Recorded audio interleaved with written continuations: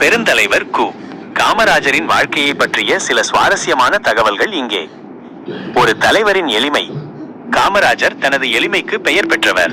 தமிழ்நாடு முதலமைச்சர் மற்றும் இந்திய தேசிய காங்கிரசின் தலைவர் போன்ற உயர் பதவிகளை வகித்த போதிலும் அவருக்கு சொந்தமாக வீடு இல்லை. மிகவும் எளிமையான வாழ்க்கை வாழ்ந்தார். அவர் பிரபலமாக நான் எளிமையாக வாழ்ந்தால் மக்கள் நன்றாக வாழ்வார்கள் என்று கூறினார். கிங்மேக்கர். காமராஜர் தேசிய அரசியலில் முக்கிய பங்காற்றினார். இதனால் அவருக்கு கிங்மேக்கர் என்ற பட்டம் கிடைத்தது.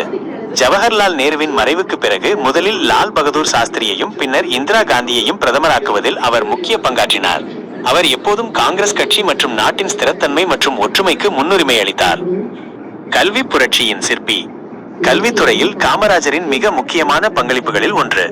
அவர் முதலமைச்சராக இருந்த காலத்தில் குறிப்பாக பின்தங்கிய குழந்தைகளிடையே பள்ளி வருகையை ஊக்குவிக்க மதிய உணவு திட்டத்தை அறிமுகப்படுத்தினார். மேலும் ஆயிரக்கணக்கான புதிய பள்ளிகளை திறந்து கல்வி தொலைதூர கிராமங்களுக்கும் சென்றடைவதை உறுதி செய்தார். வறுமையால் எந்த குழந்தையும் கல்வி மறுக்கப்படக்கூடாது என்பதே அவரது நோக்கமாக இருந்தது. ஒரு கடின உழைப்பாளி நிர்வாகி. காமராஜர் தனது செயல்பாட்டு மற்றும் முடிவுகளை நோக்கிய நிர்வாகத்திற்காக அறியப்பட்டார். அவர் தொழில்துறை மேம்பாட்டில் கவனம் செலுத்தினார், பல அணைகளை கட்டினார் மற்றும் தமிழ்நாட்டில் ஏராளமான தொழில்களை நிறுவினார். மாநிலத்தின் பொருளாதார வளர்ச்சிக்கு அடித்தளம் அமைத்தார். அவர் சொற்களை விட செயலில் நம்பிக்கை கொண்டவர் மற்றும் மக்களின் நலனுக்காக அயராது உழைத்தார். சில வார்த்தைகள் பல செயல்கள் கொண்ட மனிதர். அவர் குறைவான வார்த்தைகள் ஆனால் மகத்தான செயல்கள் கொண்ட மனிதர்.